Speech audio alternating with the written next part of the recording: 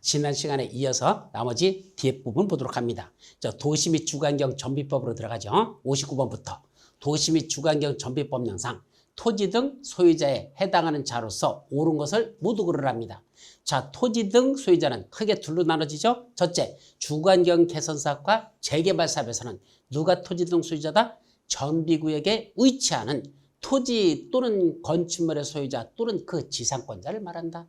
반면에 재건축 사업에서는 정비구역에 위치하는 건축물 및 부속 토지 소유자를 말한다. 그게 둘로 나눠져 있었죠. 바로 그 내용 갖고 시험 문제 낸 겁니다. 첫째, 주거환경 개선 사업에서는 누가 들어간다? 정비구역에 위치한 건축물의 소유자 들어갑니까? 들어가죠. 토지 또는 건축물의 소유자 또는 그 지상권자 그랬으니까 토지 소유자가 있어요. 건축물 소유자도 있어요. 지상권자도 포함되거든요. 그러니까 이건 맞는 문장. 두 번째, 주거환경 개선 사업의 경우 정비구역에 위치한 토지의 지역권자. 지역권자란 말은 없어. 지상권자는 있어도 이게 틀렸다. 세 번째, 재건축 사업에서는 정비구역에 위치한 그때는 반드시 건축물 및 부속 토지 소유자라고 됐어. 그래서 건축물도 갖고 있고 부속 토지도 갖고 있어야 돼. 따라서 토지 또는 건축물 잃어버리면 틀려요. 건축물 및 부속 토지 소유자라고 했어야 되죠. 그래서 3번도 디귿번도 틀렸고. 리을 재개발 사업에서는 정비구역에 위치한 토지의 지상권자. 아까 토지 소유자, 건축물 소유자, 그 위에 지상권자 포함된다 그랬죠? 이건 맞는 문장. 그것도 재개발 사업, 정비구역에 위치한 토지 소유자. 결국 3명이네. 토지 소유자, 건축물 소유자, 지상권자. 이 사람들은 재개발이나 주거환경 개선 사업에서는 토지 등 소유자에 포함된다. 그랬으니까 결국 니은, 디귿만 틀리고 옳은 걸 모두 골라라. 그러니까 기역, 리을, 미음. 바로 3번이 정답이 되겠습니다. 자, 다음 문제 60번. 도시 및 주거환경 정비법령상 재개발 사업과 재건축 사업에 대한 용어 중 괄호안에 들어갈 알맞은 내용을 순서대로 고르시오. 자, 각각. 자, 먼저 재개발 사업에서는 정비기반시설이 열악하고 노후관련 건축물이 밀집한 지역에서 주거환경을 개선하거나 또는 무슨 지역 등에서 도시기능의 회복 및 상권 활성화 등을 위하여 도시환경을 개선하기 위한 사업, 이거를 재개발 사업이라 한답니다. 그럼 상업지역하고 그 다음에 어딜까요? 주거지역일까? 아닙니다. 무슨 지역이죠? 공업지역에 있었어요. 주거지역 하면 돼. 상업지역, 공업지역 등으로서 라고 돼 있었죠. 등에서 공업지역이 들어간다.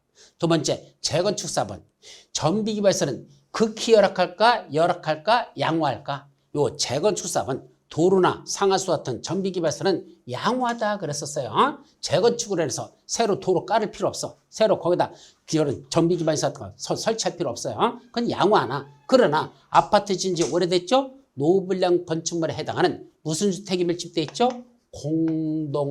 공동주택이 밀집한 지역에서 주거환경을 개선하기 위한 사업입니다. 따라서 재건축 사업은 정비기반시설은 양호하나 노후불량 건축물에 해당하는 공동주택이 밀집한 지역 그랬었죠. 그럼 결국 공업지역, 양호, 공동주택 이렇게 찾아내냐. 그래서 공업지역, 양호, 공동주택. 정답 5번이 되겠습니다. 5번이죠.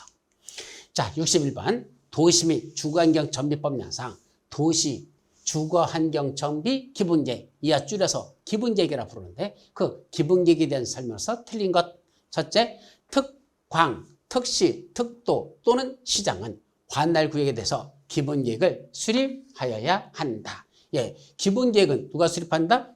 원래는 도시 주거환경 정비 기본계획은 자기 관할의 장들이 수립하는 겁니다. 근데 관할의 장 하면 누구 했었죠? 특광, 특시, 특도, 시장, 군수였었잖아. 근데 여기 시장만 들어가고 누구는 들어가지 않는다? 군수는 포함시키지 않아요. 왜? 저 군지역은 그렇게 도시 기능을 수행하는 지역이 그렇게 많지 않아. 읍지역 같은 데라 일부 있을 뿐 나머지 지역은 거의 시골이라서 도시 기능을 수행하는 지역이 별로 없어. 따라서 기본계획을 수립하지 않습니다. 어디서는? 군에서는 군수나리는 수립하지 않는다 그랬습니다. 이게 중요해요.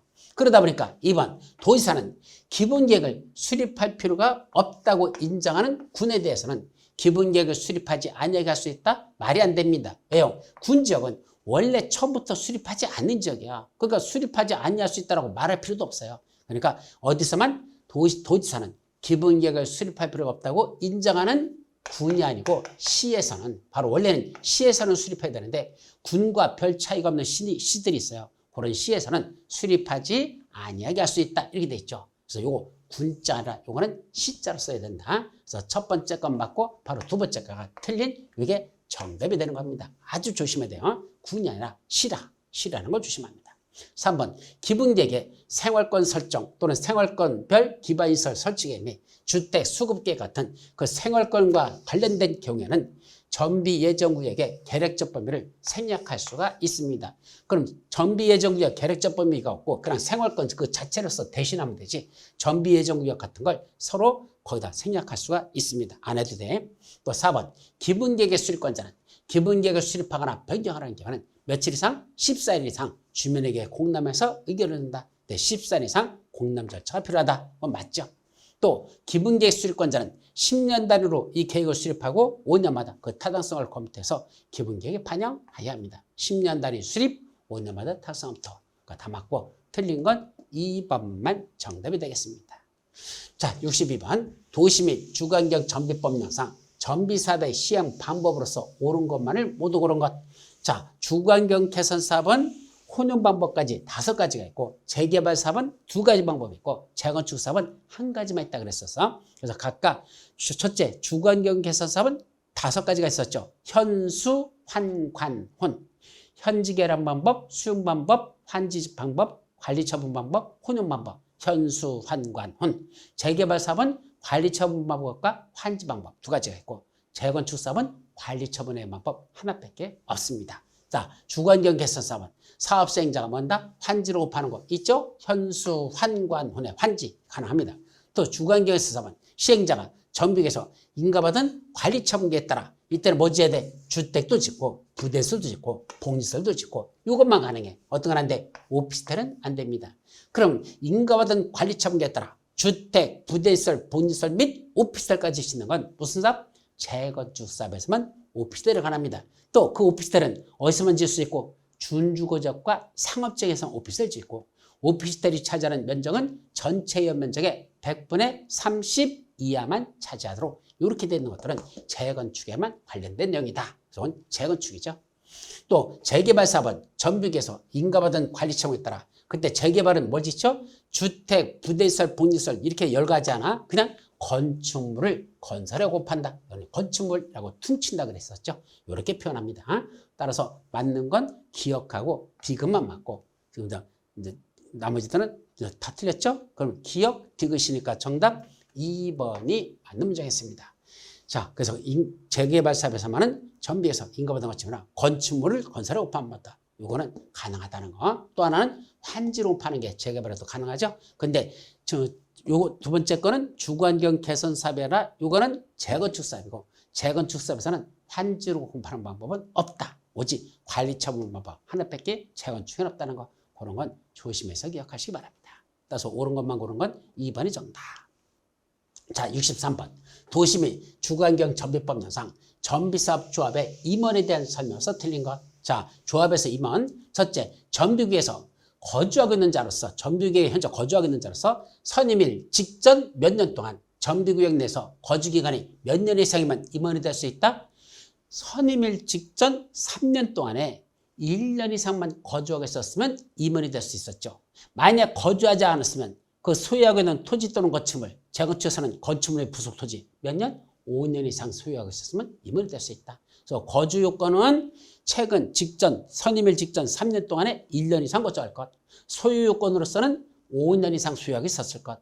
둘 중에 하나만 갖추면 임원이 될 수 있다. 다만 조합장만은 선임일로부터 관리처분기획 인가일까지는 계속하여 그 정비구역 안에서 거주하거나 영업을 하여야 한다. 그런 게 있었죠. 그게 두 번째 거.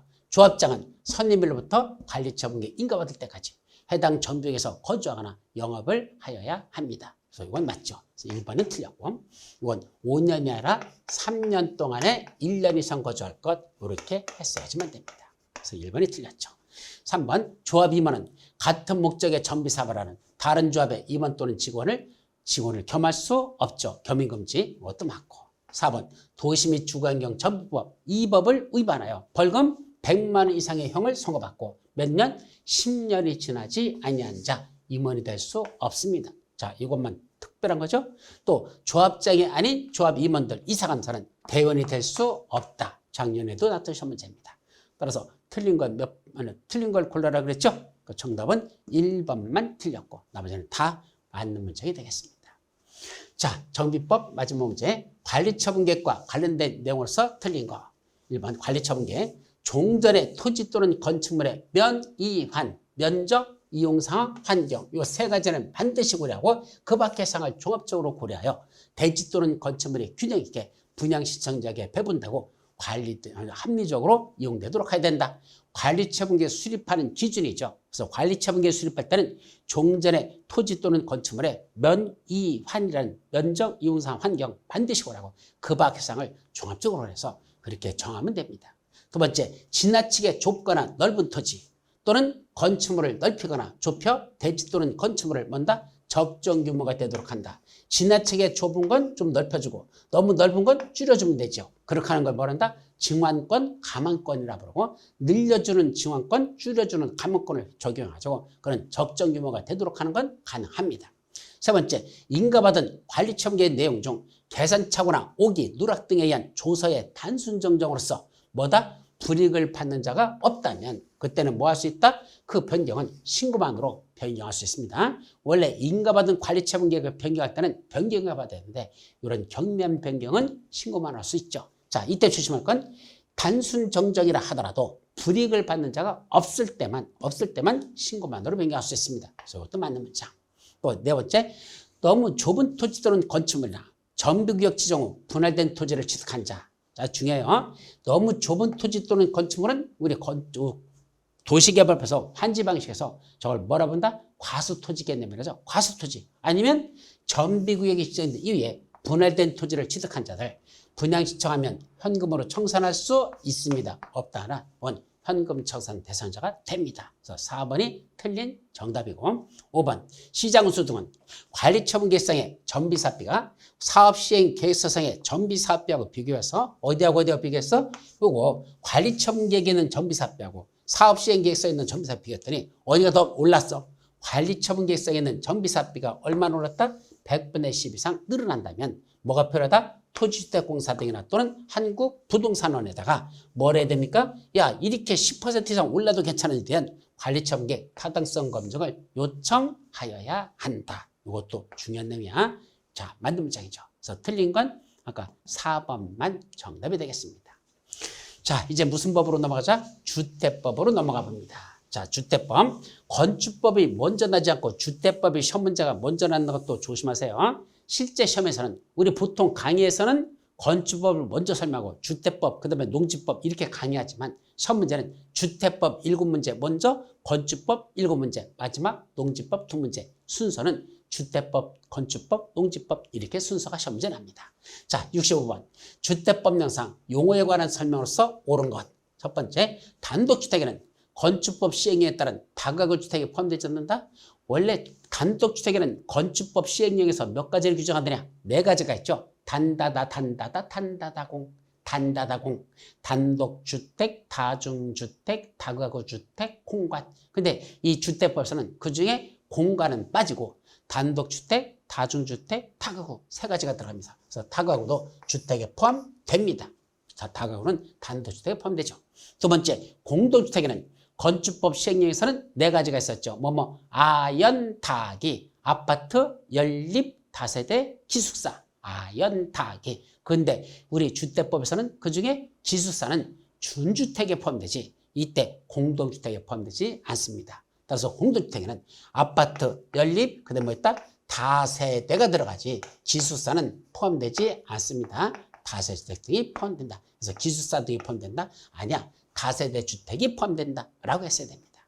세 번째, 주택이란 세대의 구성원이 장기간 독립된 주거생활을 할 수 있는 구조로 된 건축물의 전부 또는 일부를 말하며 그 부속토지를 포함한다죠. 부속토지도 주택에 포함돼요. 그래서 제외가 아니라 포함된다. 네 번째, 주택단지에 딸려있는 어떻게 했대? 어린이 놀이터 또는 근린생활시설 또는 유치원 또는 주민운동시설, 경로당 이런 거 있었죠. 이런 건 주택에 딸려있는 거는 무슨 시설에 부른다? 그거는 부대시설에 속한단다. 주택에 딸려있으면 부대시설에서 그래서 주택에 딸려있는 것. 근데 지금 어린이 놀이터는 꼭 있어야 됩니까? 아니야. 없어도 돼. 애들 키우는 집에만 있으면 좋은 거죠. 또 근린생활시설, 그죠? 그 상가 같은 거 있으면 좋은 거죠. 유치원 있으면 좋죠. 주민들 있으면 좋죠. 있으면 좋은 것들은 다 뭐다? 주민들의 복지 양상을 위해서 필요한 것들은 복리시설에 해당하지. 그건 부대시설 하잖아. 그건 복리시설에 포함된다라고 했어야지. 이건 부대시설이 아니라 그건 복리시설의 종류가 들어갑니다. 그래서 이것도 틀렸죠. 5번 주택단지에 해당하는 토지가 폭 8m 이상인 도시계획 예정도로 분리된 경우 분리된 토지를 각각 별개의 주택단지로 본다. 자, 여기 하나의 주택단지가 있었는데 가운데 뭐가 났습니까? 철도, 고속도로, 자동차, 전용도로가 나버렸습니다. 각각 별개의 주택단지로 본다. 또 폭 20m 이상인 일반 도로로 분리됐단다. 이 폭이 20m 이상 되면 그때도 별개의 주택단지. 반면에 도시계획 예정도는 폭 8m 이상인 도시계획 예정도로 분리되면 각각 별개의 주택단지로 본다 했으니까 바로 5번은 폭 8m 이상인 도시계획 예정도로 맞죠? 그래서 어떻게 한다 그랬죠? 20은 20m는 20 일반 도로로 예정되고 그다음 8m는 도시계획 예정도로. 그래서 20일 동안 8도를 유람한다. 20일 8도 이렇게 뭐라 그랬죠? 그래서 20일 동안 8도를 유람한다. 그래서 8은 8m 이상 도시계획 예정도로 8도 맞죠? 그러니까 5번이 옳은 5번이 정답이 되겠습니다. 자, 66번 주택법령상 도시형 생활주택에 관한 설명이 옳은 것. 첫째, 1번 도시형 생활주택에는 몇 가지가 있었죠? 4가지가 있거든요. 3가지가 있거든요. 뭐 있죠? 첫째, 소형주택. 두 번째, 단지형 연립주택. 세 번째, 단지형 다세주택. 이렇게 들어가죠. 그러다 보니까 소형주택, 단지형 연립, 단지형 다세대 이것만 들어갑니다. 뭐는 들어가지 않는다? 원룸형 주택은 이제는 빠져버렸습니다. 옛날에는 원룸형 주택, 단지형 연립, 단지형 다세대 이렇게 3가지가 있었는데 원룸형 주택에서 주거지는 면적을 50제부터 이하라던 걸 60 이하로 늘리면서 10제부터는 더 늘려주면서 소형주택이라는 명칭으로 바꿨으니까 이제는 원룸형 주택이라는 말은 사용하지 않습니다. 그래서 1번은 틀렸죠.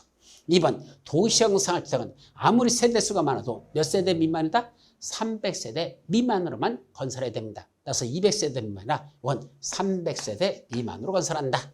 세 번째, 단지형 연립주택이나 단지형 다세주택은 건축법에 따라 건축인의 심의를 받으면 뭐 할 수 있죠? 주택으로 쓰는 층수를 몇 개층까지 할 수 있다? 4개층이 아니라 1개층 더 올려서 5개층까지 할 수 있어요. 원래 연립주택이나 그런 것들은 연립이나 다세주택은 주택으로 쓰는 걸 4개층까지만 할 수 있거든. 그런데 단지형 연립, 단지형 다세주택은 건축인의 심의를 거치면 뭐로 할 수 있다? 주택으로 쓰는 층수를 6개층은 넘고 5개층, 1개층을 더 올려서 5개층까지 건축할 수 있습니다. 이것도 틀렸다. 또 4번 소형주택의 세대별 주거전의 면적은 얼마다? 50이 아니라 60부터 이하로 해야 된다. 이것이 맞는 문장이죠. 정답이고 5번 주거전의 면적이 30제곱미터 미만인 경우 30제곱미터 이상인 경우 둘로 나눠지는데 근데 30제곱미터 이상이 된다면 그럼 30 이상부터 60까지란 뜻이야. 여기서 여기까지 30 이상 60 이하 이 사이에서는 그 소형주택은 욕실 및 보일러실을 제외하고 나머지 부분을 몇 개의 침실로 둘 수 있다? 2개 이하? 아니야. 3개까지 둘 수 있어. 3개 이하의 침실과 그 밖의 공간으로 구성하여야 합니다. 구성할 수 있다죠. 하여야 한다도 아니죠. 왜? 3개의 침실과 그 밖의 공간으로 구성해야 됩니다. 그때 2개 이상의 침실을 두는 건 2개 이상의 침실을 두는 건 전체 소형주택 전체 세대수의 3분의 1 이하까지만 그 2개 이상의 침실을 두는 그런 공간을 구성할 수가 있습니다. 그때 전체 세대수의 3분의 1까지만. 그럼 나머지 3분의 2는 뭐라는 얘기야? 그거는 그땐 원룸 하나의 침실로 돌아 이루어집니다. 2개 이상의 침실은 전체 3분의 1 이하만 해당할 것. 그렇게 돼 있죠. 자, 요까지가. 그래서 이 중에 그럼 옳은 건 몇 번밖에 없다? 요거 4번만 놓고 나머지 다 틀렸습니다. 자, 이제 주택법 67번 주택법령상 주택조합 설립과 관련하여 다음에 괄호 안에 들어갈 알맞은 내용을 순서대로 고르시오. 자, 지역 또는 직장 주택조합을 설립하여 주택을 마련하기 위해서 주택조합 설립 인가를 받으려면 조합 설립 인가 받으려면 뭐랍니까? 해당 주택건설 대지 중에 얼마큼 80% 이상의 토지 사용권을 확보하고 토지 소유권은 15% 이상을 확보하라 그랬었죠. 그래서 80% 이상의 토지 사용권을 확보, 15% 이상의 토지 소유권을 확보해야 됩니다. 그래서 80과 15자 들어가는 거 정답 1번이 되겠습니다. 자, 68번. 공사 착수 기간을 연장할 수 있는 정당한 사유에 해당하는 것은 틀린 것. 자, 이건 먼저 뭐죠? 사업계획 승인 받았으면 사업계획 승인 받은 날로부터 5년 이내에 원칙적으로 공사에 착수해야 됩니다. 공사를 시작해야 된다. 그런데 공구별로 분할 시행하는 게 있었죠. 그럼 최초 공구도 5년 내 공사 시작해야 돼. 근데 최초 공구, 외 공구는 그 주택단에서 착공 신고한 날로부터 최초 공구, 외 공구는 그로부터 2년 이내에 공사를 시작해야 됩니다. 다만 정당한 사유가 있다고 연장하면 그때는 인정되면 정당한 사유가 끝난 날로부터 종료된 날로부터 1년의 범위 내에서 다시 공사 착수하는 걸 연장할 수 있습니다. 정당한 사유가 끝나고 그로부터 1년까지는 연장 사유로 할 수 있다 그랬죠. 그때 연장할 수 있는 정당한 사유에 대한 설명으로서 틀린 거. 정당한 사유에 해당하지 않는 걸 고르래요. 첫 번째, 매장 문해재 보험이 조사에 관한 법률에 따른 문해재청장의 매장 문해재 발굴 허가를 받았습니다. 그럼 매장 문해재 발굴허가 받았을까? 매장 문해재 그거 다 캐낼 때까지는, 다 발굴할 때까지는 그럼 공사 못하죠? 정당한 연장 사유로 볼 수 있습니다. 두 번째, 해당 사업 시행자에 대한 소유권 분쟁에 대해서 소송 절차가 진행 중인 경우에만, 그래서 공사가 지연되면 그것도 연장 사유가 됩니다. 그때 소유권 분쟁에 대한 소송 절차가 진행 중인 경우에만 그렇다고 그랬습니다. 근데 여기는 소송 절차가 아닌 화해 등의 시도로 공사 착수가 지연된다? 이거는 연장 사유가 될 수 없습니다. 소송 절차가 진행 중인 경우에만 연장 사유가 된다. 세 번째, 사업 계획 승인의 조건으로 부과된 사항을 이행함에 따라서, 자, 사업계획 승인해 줄 때, 야, 여기다 이거 할래? 그럼 내가 인간해 줄게. 그래가지고 사업계획 안에 승인해 줄게. 그래서 사업계획 승인 받았는데 조건부로 승인 받았어. 그럼 조건을 이행하느라고 공사를 지금 착수할 수 없어. 그건 정당한 연장 사유가 됩니다. 그래서 조건으로 부과된 사항을 이행함에 따라 공사 착수가 지연된다. 정당한 연장 사유. 또 천재지변 또는 사업주택에 책임이 없는 불가항력적인 사유로 해서 공사 착수가 지었다. 태풍이 와가지고 쓸어버렸다. 쓰나미가 와가지고 많이 망가졌다. 못하죠 지금. 그건 내가 잘못한 게 아니잖아. 그건 정당한 연장 사유. 또 공공택지의 개발 조성을 위한 계획에 포함된 기반시설 설치 지원으로 공사 착수가 지한다. 자, 기반시설 설치 지원. 도로가 만들어지고 상하수도 간에 매설해야 뭐 건물이 짓든지 말 거 아니야. 근데 도로도 만들지 않고 상하수도 매설이 안 됐어. 그래서 지금 건물 짓을 수가 없어. 정당한 연장 사유. 당연한 얘기입니다. 따라서 틀린 건 몇 번만? 2번만 정답이 되겠습니다. 69번 주택법령상 사용검사 후 매도 청구에 관한 설명으로서 틀린 것. 사용검사 후 매도 청구는 뭐였었죠?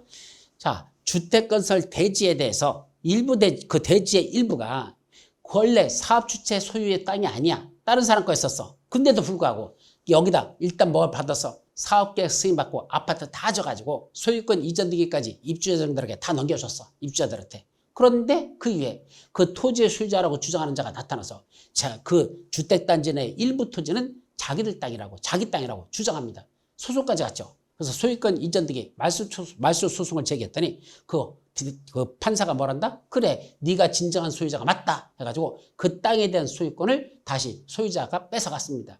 그럼 분양받은 사람들, 주택의 소유자들은 주택만 자기 거고 땅은 뺏겨버렸네. 그럼 이 사람들은 뭐 할 수 있단다? 매도 청구를 할 수 있습니다. 야, 토지 소유자, 네 땅인 건 인정해 줄게. 그러나 네가 땅을 가져가 버리면 우리는 아파트만 공중에 벙 떠버리는 문제가 생기는데 너는 그동안 어디 있다가 이제 나타나가지고 네 거라고 주장하느냐. 그러니까 네 땅 뭘 한다? 우리한테 팔아라.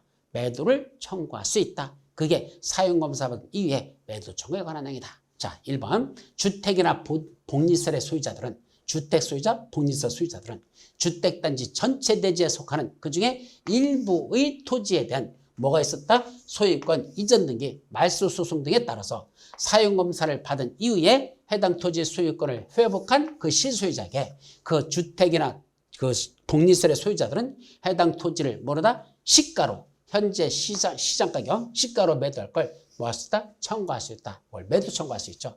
그럼 매도 청구 의사표시는 언제까지 송달돼야 돼? 실소유자가 해당 토지 소유권을 회복한 날부터 2년 이내에 해당 실소유자에게 송달되어야 합니다.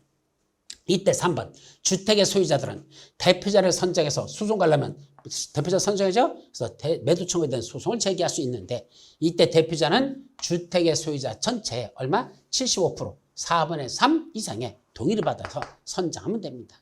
그때 주택의 소유자들은 매도 청구로 인하여 발생한 비용의 전부를 누구한테? 사업주체에게 구상할 수도 있죠. 예, 사업 취지자 지가 잘못한 거니까 구상할 수 있습니다.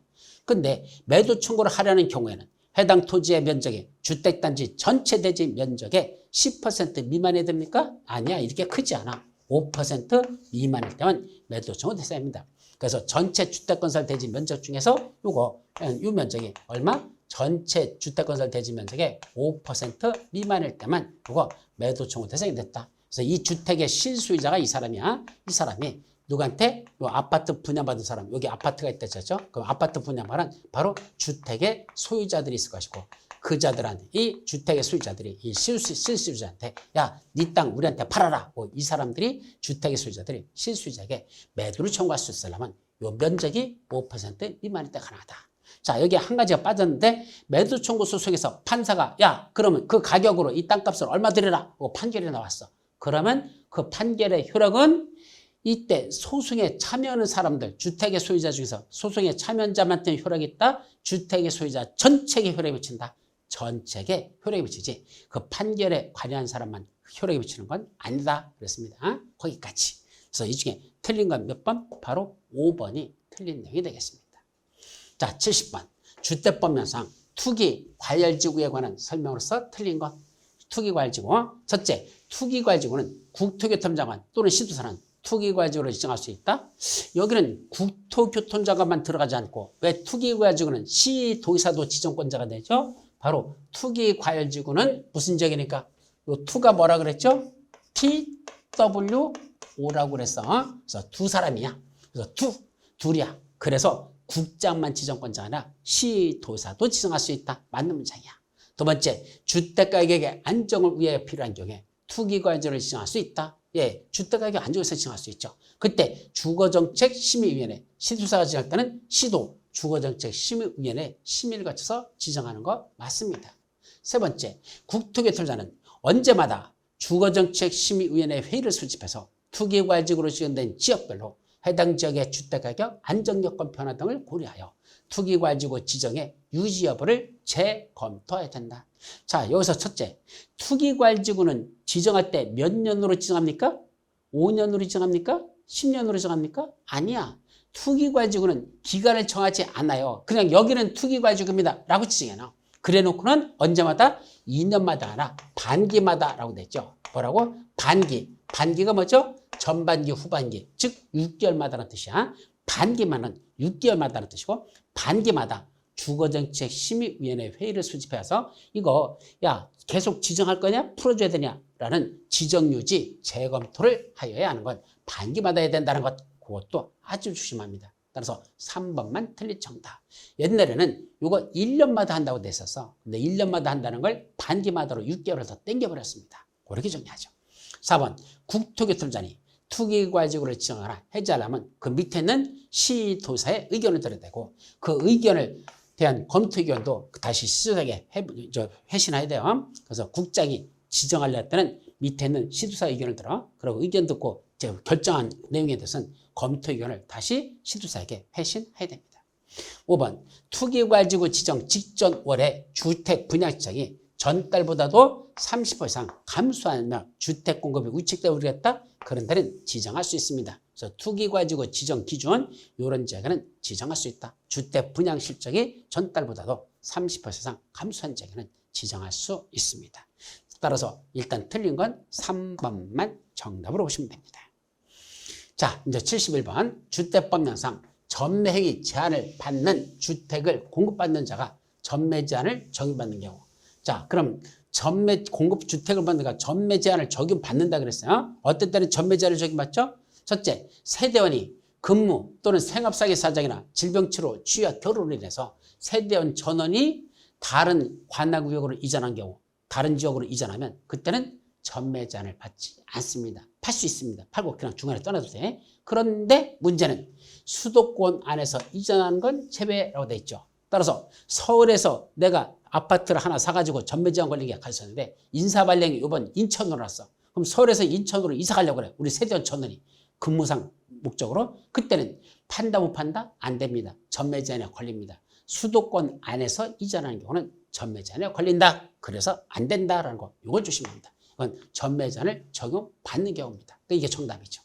두 번째, 상속에 따라 취득한 주택으로 세대원 전원이 이전한다. 이때는 전매 제한 없습니다. 그때는 동의를 받아서 원래는 한국토지주택공사에 이제 동의를 받아서 이때는 팔고 이사가는 거 가능합니다. 세 번째, 세대원 전원이 해외로 이주하거나 2년 이상 해외에 체류하려고 한다. 그때도 가능합니다. 다 뭐가 들어간다? 세대원 전원이란 말이 들어간다는 걸 조심합니다.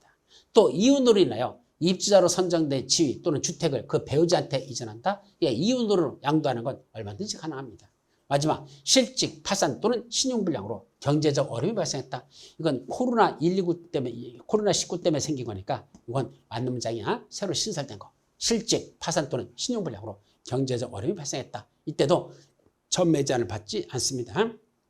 팔고 떠날 수 있다. 그렇게 됐죠. 그래서 정답은 1번만 전매 제한을 받습니다. 여기까지가 주택법에 관한 7문제 다 끝났죠. 이제 건축법 7문제로 들어갑니다. 건축법 72번.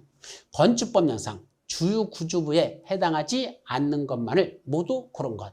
자, 건축법상 주유구조부에 해당하지 않는 것들. 첫째, 주유구조부에는 몇 가지가 있었죠? 주유구조부는 원래 6가지가 있었죠. 어떻게 한다 그랬죠? 머리점 안 타서 바, 지, 보, 내, 주, 기 이렇게 해요. 바지 벗어서 보내주기, 바지 보내주기, 불이 어떻게 하는 거야? 바지 보내주기 이렇게 하죠. 그리고 바는 바닥, 지, 지붕, 틀, 지붕하면 안 돼. 지붕, 틀, 보, 보죠? 배들보 같은 보, 내력벽, 또 주계단, 지둥 이 6가지는 주유구조라. 근데 주유구조에 속하지 않는 게 있었죠. 뭐 있었죠? 주유구조에 속하지 않는 것들은 어떤 거? 첫째, 최하층 바닥, 최하층 바닥이 있었고 또 옥외계단, 옥외계단이 있었죠. 옥외계단. 그 다음에 또 작은 보 있었죠. 그 다음에 사익기둥이 있었고 그 다음에 차양이라는 게 있었습니다. 이것들. 그래서 어떻게 한다 그랬죠? 최하층 바닥에서 옥외계단으로 올라가다 보니까 저 위에 작은 보 사이로 차양이 보인다. 이렇게 그래서 작은 보 사이로 차양. 이것들은 주유구조에 해당하지 않는다. 그럼 해당하지 않는 걸 고른다 그랬으니까 사익기둥 들어가죠. 최하층 바닥 들어가죠. 나머지 지붕틀하고 주계단은 주유구조에 해당합니다. 그래서 아닌 건 디귿, 리을 이걸 고르죠. 그럼 디귿, 리을 정답은 3번이 되겠습니다. 이런 뜻이죠. 다음 73번 건축법령상 다중용 건축물에 속하지 아니하는 것. 자, 일단 다중용 건축물 하면 어떤 게 있다 그랬죠? 2가지로 나누라 그래서 첫째는 일단 층수가 16층 이상 되면 묻지도 말고 따지도 말고 일단은 다 다중용 건축물이다. 다중용 건축물이 되려면 일단 몇 층? 첫째가 16층 이상 되는 건축물은 묻지도 말고 따지도 말고 무조건 다중용 건축물. 반면에 두 번째는 무슨 말이 숨겨져 있다? 15층 이하인 경우에는 이 말이 숨겨져 있는가? 15층 이하라면 이런 말이 숨겨져 있고 15층일 때는 2가지 조건을 갖춰야 다중용 건축물이 된단다. 첫째는 바닥 면적의 합계는 얼마가 돼야 되고 적어도 5,000제곱미터 이상은 돼야 되고 바닥 면적은 동시에 용도로서는 6가지 중에 1가지 용도로 써야 돼. 어떻게 한다 그랬죠? 판, 문, 종, 여, 관, 종 이렇게 그랬었죠. 판문종, 여관종. 판문종도 올리고 여관종도 올린다 이랬었죠. 그래서 16층 이상 되는 건축물은 무조건 다중용 건축물. 16층이 안 된다면 15층 이하짜리라면 그때는 바닥 면적에는 일단은 5,000제곱미터 이상일 것. 용도는 판매시설, 문화 및 집회시설, 종교시설, 그 다음에 이거 여관종이니까 여객용 시설, 그 다음에 관광 숙박시설이지 관광 휴게시설은 안 돼요. 관광 숙박시설, 종합병원 이것들은 전부 다 다중용 건축물에 속한단다. 다만 문화 및 집회시설 중에서 동물원, 식물원은 제외된다. 여기 동물원, 식물원은 제외라는 게 있었죠. 여기까지 기억합니다. 자, 그래놓고 이제 여기다 대입해봐. 첫째, 바닥 면적이 아까 6,000제곱미터이고 층수가 10층인 문화 및 집회시설 이렇게 돼 있죠. 자, 그러면 첫째, 16층 이상 되는 거 한번 봐봐. 볼 것도 없어. 여기 몇 층이요? 16층인 하고 됐어. 이건 따질 것도 없어. 무조건 다중용 건축물. 근데 나머지는 15층, 2층, 4층, 10층 이렇게 돼 있네. 그럼 다 15층 이하짜리네. 그럼 2가지를 다 충족해야 돼. 첫째, 바닥 면적의 합계는 6,000제곱미터 이상 돼야 돼. 그럼 6,000, 5,000, 8,000이니까 이건 다 포함되네. 그럼 3,000은 아닌데 16층이잖아. 그럼 16층짜리면 바다 면적에 묻지도 않는다 그랬잖아. 그러니까 이거와 관계없어. 이거와 관계없이 무조건 16조는 다중건축물이야. 그건 볼 것을 다중건축물. 그 다음에 바다 면적에 이걸 말해 3,000제곱미터래. 안 되죠. 15층짜리는 바다 면적에 5,000원 돼야 돼. 근데 3,000밖에 안 돼. 근데 나머지들은 다 6,000, 5,000, 8,000이니까 일단 3,000짜리가 이건 안 되는 거고. 그러면 나머지 뒤도 보자. 아까 16층짜리는 뒤에 거 무슨 시설이나 볼 것도 없어. 근데 나머지 이건 자 6,000제곱미터는 맞아. 그죠? 10층짜리인데 15층이었는데 6,000제곱미터래. 됐어. 그런데 문화및 집회시설이래. 아까 문화및 시설 들어가죠? 동물원 식물원은 제외하고. 그러니까 이건 맞는 문짝이죠. 또 5,000인데 층수가 4층이 뭐래? 현재 종교시설에. 아까 종교시설? 여기 있네. 종교시설. 예, 이것도 멋져. 종교시설 들어가. 또 8,000이고 2층짜리 운수시설 중 뭐래? 여객용시설. 아까 여관종, 여객용시설이잖아. 이것도 맞죠? 들어가. 자, 또 4번은 볼 것 없이 16층짜리가 어떤 거. 마지막 건 3,000제곱미터 무슨 시설? 우락시설. 여기 우락시설 있나요? 없어요. 판문종, 여관종만 있지 우락시설은 안 들어가. 그러니까 여기는 두 가지가 다 틀렸어. 15층짜리는 3,000제곱미터라서 안 되면서 동시에 업종인 우락시설 이것도 안 되는 거야. 그러니까 5번은 이래저래 아무것도 안 되는 것이다. 그래서 다중이용시설에 속하지 않는 건 5번이 정답이다. 이렇게 푸는 거죠. 자, 74번 건축법령상 건축행위에 관한 설명으로서 옳은 것. 자, 우리 건축행위에는 몇 가지가 있었죠? 총 건축행위에는 총 5가지가 있다. 뭐뭐 있었습니까? 신축, 증축, 개축, 재축, 이전. 이렇게 5가지가 있다. 그 중에 1번 기존 건축물의 전부가 해체 또는 멸시된 대지에다가 새로의 건축물을 기존보다 더 크게 축조했다. 이건 신축에서 두 번째 내용이죠. 그건 신축입니다. 그래서 증축이 아니라 이거는 신축이라고 했어야 됩니다. 자, 두 번째, 기존 건축물이 있는 대지에서 건축물의 건축면적, 연면적, 층수 또는 높이 넷 중에 또는 자가 들을 것, 넷 중에 하나라도 증가시키면 이건 뭐라고 한다? 이건 증축이라고 한단다. 이건 신축이 아니라 증축이었었죠. 자, 세 번째, 기존 건축물의 전부 또는 일부. 이때 일부란 내래벽, 기둥, 보, 지붕틀 4가지 중에서 몇 이상, 셋 이상이 포함되는데 그 지붕틀은 한옥의 경우에는 뭐는 뺀다? 석가래는 빼고 그 중에 셋 이상이 포함되는 경우를 일부라고 하는데 그걸 해체하고 그걸 뜯어내고 그 대지에 종전과 같은 규모에서 건축물을 다시 축조했다. 이걸 뭐라 부른다? 이걸 개축이라고 하죠. 내가 해체하고 종전 규모 포함해서 다시 지면 이건 개축이라고 부릅니다. 해체한 건. 반면에 4번 건축물이 천재집이나 그 밖에 재로 멸실됐습니다. 그리고 그 대지에 연면적의 합계는 무조건 종전 규모 이하로만 건축하고 또 하나 동수나 층수나 높이 셋 중에 어느 하나가 종전 규모를 초과해도 그래도 뭐가 될 수 있어? 재축이 될 수 있어요. 그때 초과하는 경우에도 해당 동수, 층수, 높이가 건축법령 등이나 조례에 뭐 할 때만 모두 적합하다면 그 초과하는 것이 현행 건축법령 등에 적합하다면 그때는 뭐에 속한다? 재축에 속한다. 이게 맞는 문장이죠.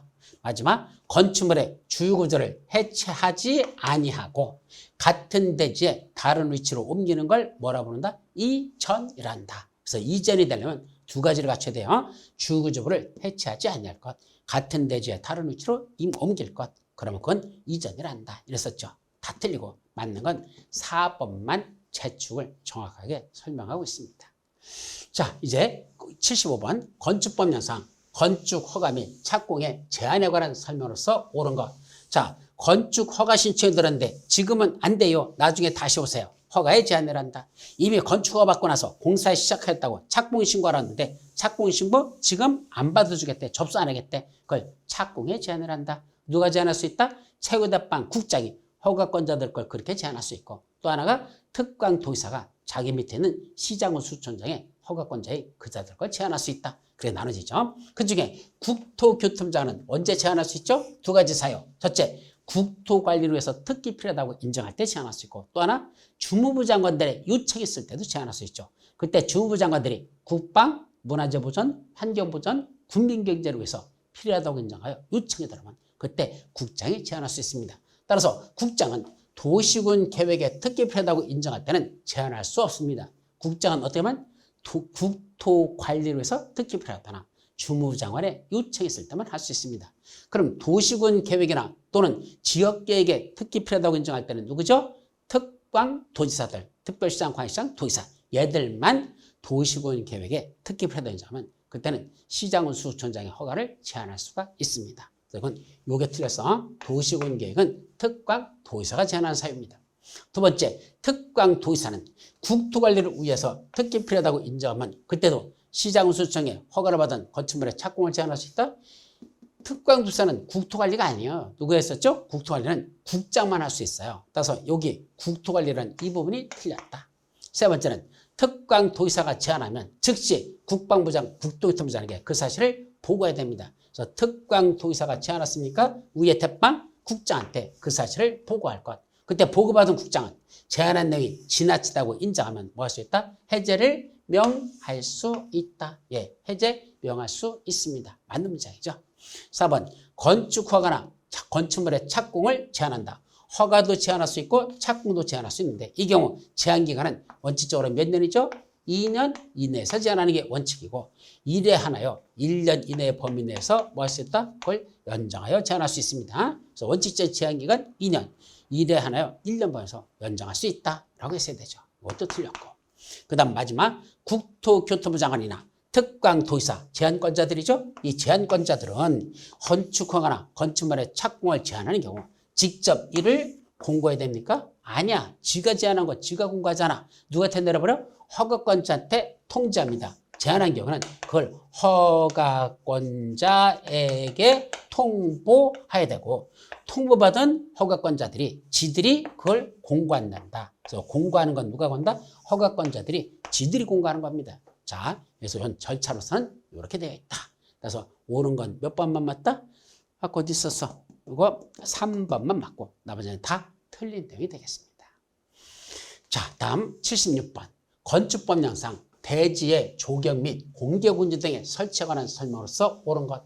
단 건축법 73조에는 특례 등은 고려하지 않습니다. 첫 번째, 자, 조경과 관련돼서는 원래 대지 면적이 200제곱미터 이상 될 때는 조경을 하여야 하는 게 원칙이죠. 대지 면적 200제곱미터 이상 된다. 그땐 조경해야 됩니다. 그런데 조경 안 해도 되는 경우 있죠. 어떤 경우 도시군 계획 시설에서 건축하는 가설 건축물에 대해서는 조경 등의 조치를 하여야 한다? 안 해도 됩니다. 왜요?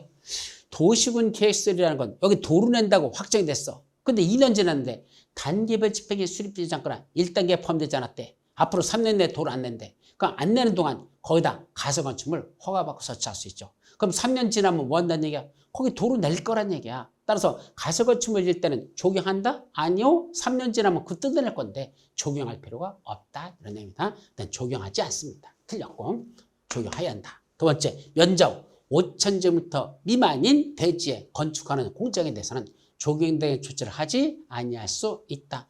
예, 공장은 세수로 나누라 그랬죠. 첫째, 대지 면적은 5,000 미만일 때 그때는 조경 안 합니다. 건축물은 연면적의 개가 1,500제곱미터 미만일 때 조경 안 합니다. 세 번째는 산업집적 활성화 및 공장 설립에 관한 법률에 따른 산업단지 안에 있는 공장은 적용하지 않습니다. 셋 중에 하나만 해당하면 적용하지 않는다. 그래서 대지 면적이 5,000 미만인 공장은 적용하지 않습니다. 적용하지 아니할 수 있다? 맞는 문장이죠. 또 세 번째, 녹지지역에 건축하는 창고에 대해서는 조경 등의 조치를 해야 된다. 자, 녹지지역은 이미 나무들이 100만 그루가 자라고 있는 지역이다. 그 조그만 녹지지역에 있는 땅이다. 뭐 개발하겠다고 건물 짓겠대. 거기다 100그루 나무 심어봐. 그 녹지지역 전체가 100만 그루가 있는데 100그루 심어봤자 조족지열 포도 안 난다 그랬죠. 녹지지역에서는 어떤 건축물을 치든지 조경할 필요가 없습니다. 해야 한다? 안 합니다.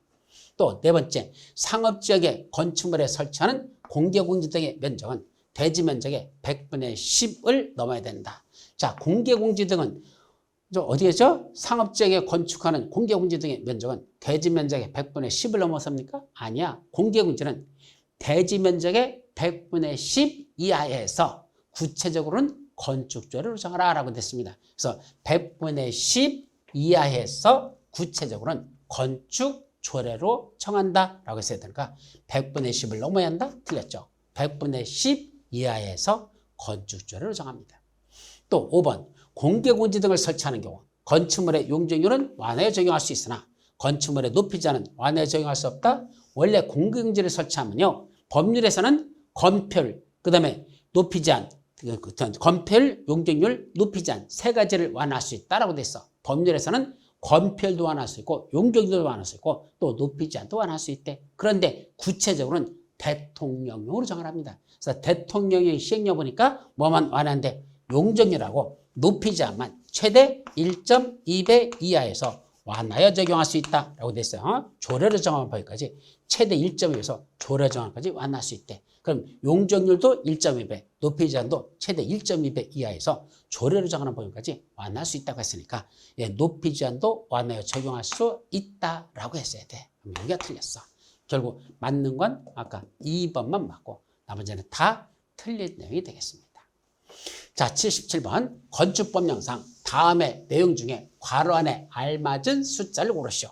자, 괄호 안에 들어가야 될 말만들 첫째, 도로면으로부터 높이 몇 미터 이하에 있는 출입구, 창문, 그 밖에 이와 유사한 구조물은 열고 닫을 때 건축선의 수지면을 넘지 않은 구조로 해야 된다. 자, 이걸 그림으로 그리면 어떻게 됐죠? 이게 도로고 이게 대지야.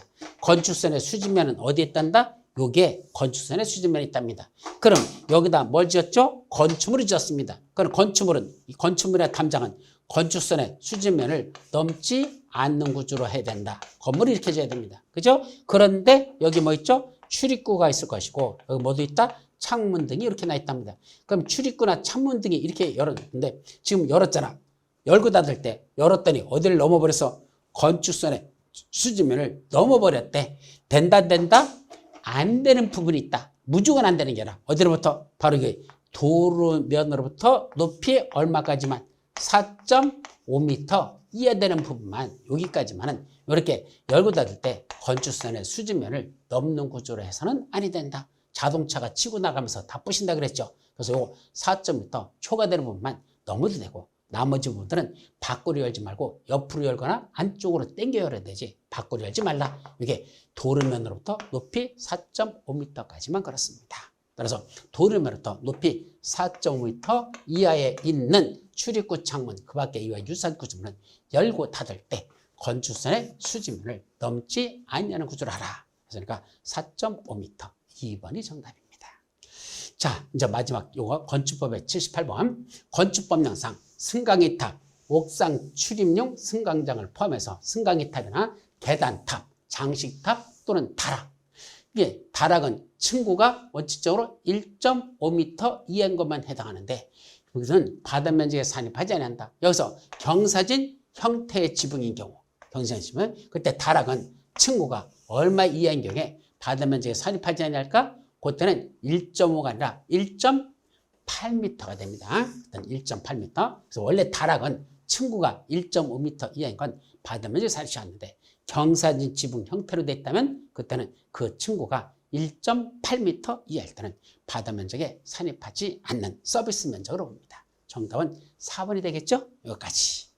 자, 이제 마지막 농지법 두 문제가 남았습니다. 자, 79번 농지법령상 농지 취득 자격 증명의 발급과 관련하여 괄호 안에 들어갈 알맞은 숫자는 자, 농지증과 관련된 거야. 첫째, 농지증을 발급받으려면 시장, 구청장, 읍장, 면장 줄여서 시구면의 장에게 발급 신청을 해야 됩니다. 이때 읍장하고 면장이 발급권자지 군수가 발급권자다 하면 틀린다는 걸 조심하시고 그럼 시장, 구청장, 읍장, 면장은 농지증 발급 신청을 받으면 언제까지 발급해 준다? 기억.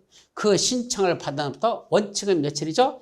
7일 이내에 발급을 해줘야 됩니다. 다만 농업 경영 계획서 등을 작성하지 않냐고 농지증 발급 신청이 할 수 있을 때는 그때는 며칠 내에 해줘야 되고 그때는 4일 이내에 발급 여부를 결정해야 되고 농지 우인의 심의대상일 때는 시간이 더 걸리죠? 심의 거치라고 그때는 14일이 되겠습니다. 14일 내에 일정한 요건에 적합한지 여부를 확인하여 이에 적합하면 신청인에게 농지증을 발급하여야 합니다. 그래서 발급 신청이 있으면 원칙은 7일, 농업경영서를 작성하지 않을 때는 4일, 농지위원회 심의를 거쳐야 된다? 그때는 14일 이내에 발급하라고 되어 있습니다. 그래서 7, 4, 14, 7, 4, 14 바로 정답 1번이 되겠습니다. 자, 마지막 80번 농지법령상 농지의 처분 및 이행 강제금에 관한 설명으로서 옳은 것 농지 처분하고 이행 강제금. 자, 1번 농지 소유 상한을 초과하여 농지를 소유한 것이 판명됐답니다. 그때는 해당 농지 소유자는, 해당 소유농지는 전부를 1년 이내에 처분해야 된다. 자, 원칙적으로 소유상한을 초과해서 소유한 것이 판매되면 그 초과되는 부분만 처분 의무가 있지. 전체를 처분한 거 아니야. 처분 의무를, 그러니까 처분, 원래 소유하는 상한 있잖아. 소유 상한을 초과하는 부분만 처분 의무가 있지. 그 소유농지 전부를 처분한 거 아니야. 그때는 어떤 것만 처분 의무가 있단다? 바로 초과농지. 그 초과여서만 그 초과되는 부분이야. 초과 부분의 농지만 처분 사유가 된다. 그렇게 정의합니다. 두 번째, 시장수구청장은 처분 의무기간에 원래 1년 내 처분하는 게 맞아. 그 1년 이내에 처분한다는 이게 처분 의무기간입니다. 그 기간 내에 처분 대상 농지를 처분하지 아니한 농지 소유자에게는 그로부터 6개월 이내에 해당 농지를 처분할 걸 명할 수가 있습니다. 3개월이나 6개월. 이때 시장수구청장은 처분 의무기간에 처분 대상 농지를 처분하지 아니한 농지 소유자가 해당 농지를 자기 농업경영에 이용한대.